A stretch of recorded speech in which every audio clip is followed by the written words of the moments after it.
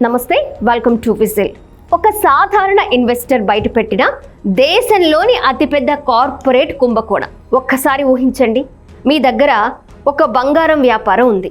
ప్రతి సంవత్సరం 2.5 లక్షల కోట్లకు పైగా వ్యాపారం చేస్తున్నామని చెప్తున్నారు. ప్రపంచంలోనే అతిపెద్ద గోల్డ్ రిఫైనరీల్లో ఒకటి తమ ఆధీనంలో ఉందని ప్రకటిస్తున్నారు. ప్రభుత్వ రంగ దిగ్గజ సంస్థ ఎల్ఐసి వేల కోట్ల రూపాయలు పెట్టుబడి పెడుతోంది. స్టాక్ మార్కెట్లో షేర్ ధర 1000 దాటుతోంది.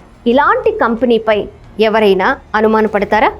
కానీ 2024లో ఒక చిన్న ఇన్వెస్టర్ వేసిన ఫిర్యాదు మొత్తం కథనే తలకిందులు చేసింది.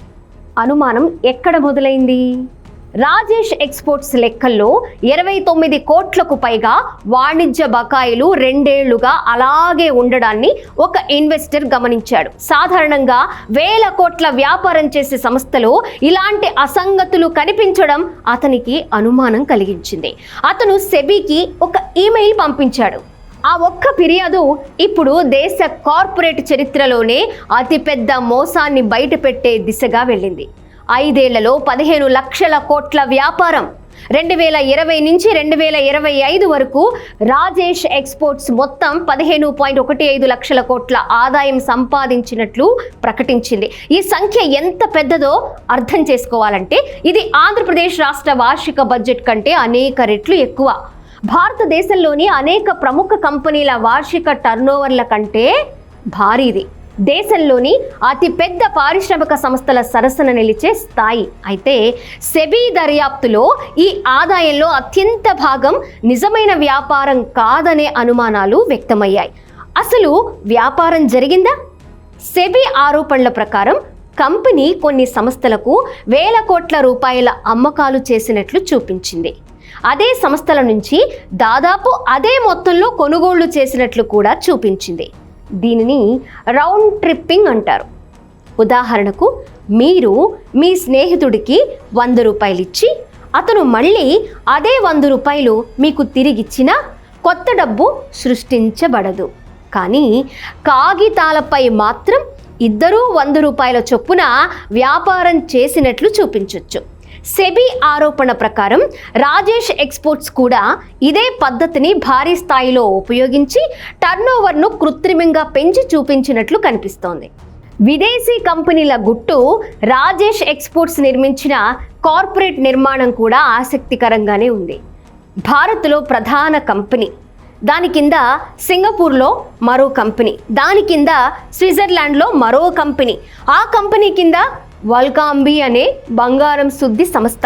మొత్తం ఆదాయంలో 98% వల్కాంబీ నుంచే వచ్చిందని కంపెనీ చెప్తోంది. కానీ సెబీ కోరినప్పుడు పూర్తి సమాచారం ఇవ్వడానికి నిరాకరించడం అనుమానాలను మరింత పెంచింది.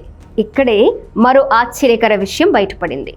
లక్షల కోట్ల రూపాయల వ్యాపారం చేస్తున్నామని చెబుతున్న కంపెనీ లాభం మాత్రం 0.1% కూడా లేదు.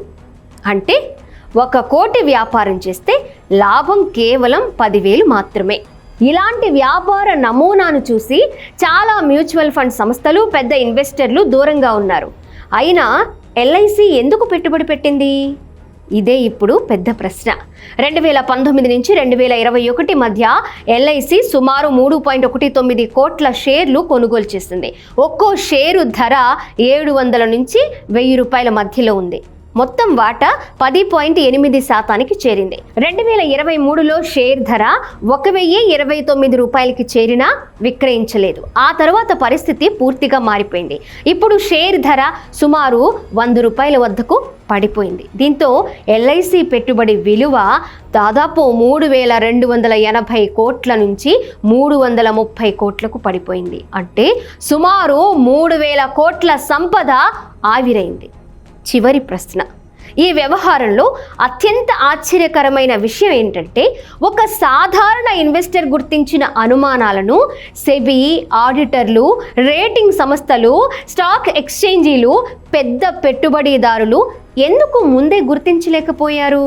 ఒకవేళ సెబీ ఆరోపణలు పూర్తిగా నిజమని తేలితే ఇది కేవలం రాజేష్ ఎక్స్పోర్ట్స్ కథ కాదు, ఇది భారత కార్పొరేట్ వ్యవస్థ, ఆడిటింగ్ వ్యవస్థ, నియంత్రణ సంస్థల సామర్థ్యంపై పెద్ద ప్రశ్నార్థకంగా నిలుస్తోంది. ఎందుకంటే ఈ కథలో నష్టపోయింది కేవలం ఒక కంపెనీ కాదు, నష్టపోయింది ప్రజల విశ్వాసం.